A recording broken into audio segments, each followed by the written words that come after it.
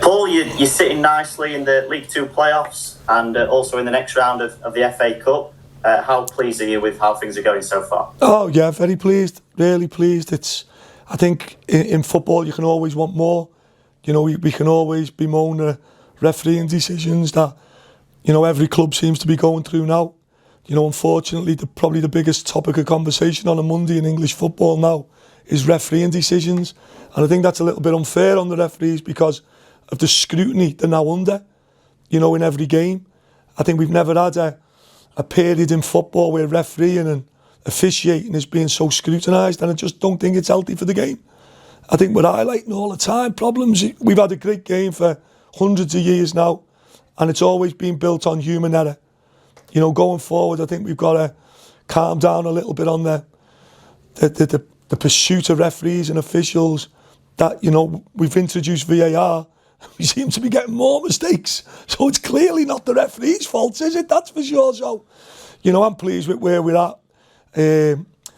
Again, new in the league, played a lot of the teams above us at the minute. I think we've probably played all of them above us, if I be truthful.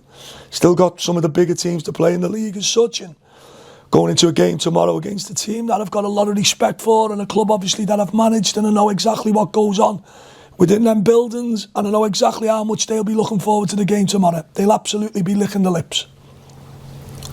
Yeah, obviously another home game. You've had a lot of draws at home. How do you turn those draws into wins? Score more goals and concede less, Liam. Football's dead simple, mate. You're a journalist, you should know this. Hey, listen, I'm pleased with the form, Liam. At home we sit against the teams with a lot more lower blocks than we do away from home.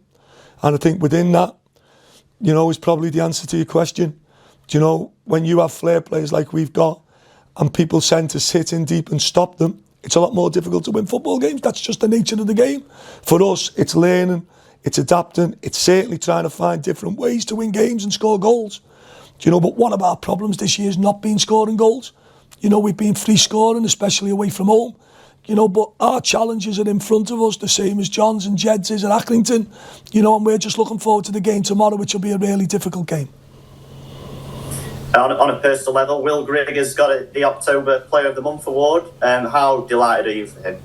I'm just pleased that when Will made the decision to join Chesterfield, I think people see it sometimes as we're paying him vast sums of money and it's just a payday for a senior player.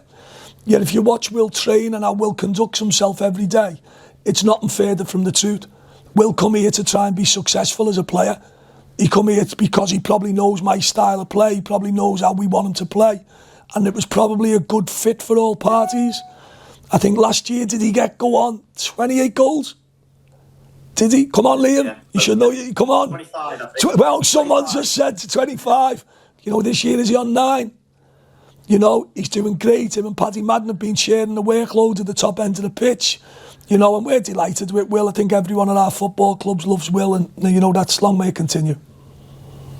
How much does he rub off on the younger players in the squad as well? I think all our players do. I think, when we had initial change in personnel and we brought in the likes of Naylor, Jacobs and Grigg, followed them by Dunkley. If you add them to the senior players at the club that we had, in terms of Jamie Grimes, T's not a senior player, but he's middle to getting on T. Unfortunately for T, now he's through in there.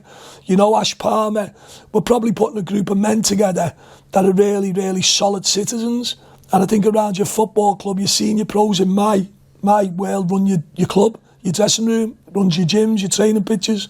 And I feel if you get your senior players right, then the reality is everything else should be okay in terms of honesty, work ethic, desire, all the qualities that are so important in a good football team.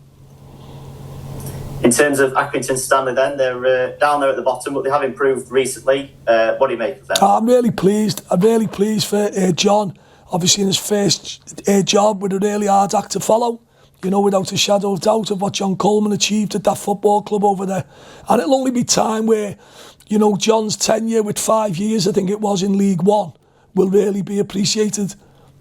John's took over now, Jed's with him, and in my opinion, they're doing a smashing job.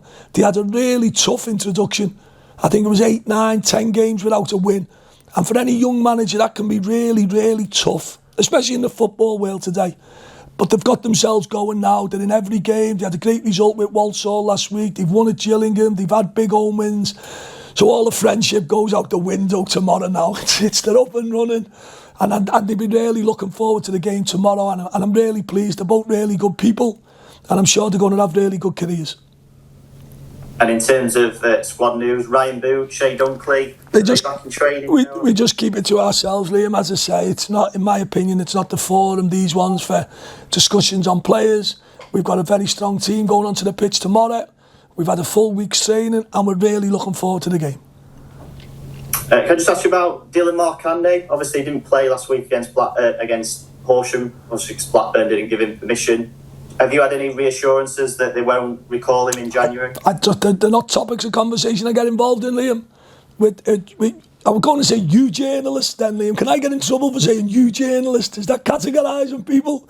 It's just is what it is, Liam. Do you know what I mean? If everything's going smoothly at our club, we've got lads on loan, they've all got different sorts of agreements within the contracts, and it is what it is, and we'll get on with the game. Dylan's obviously available tomorrow, and we're delighted to have him.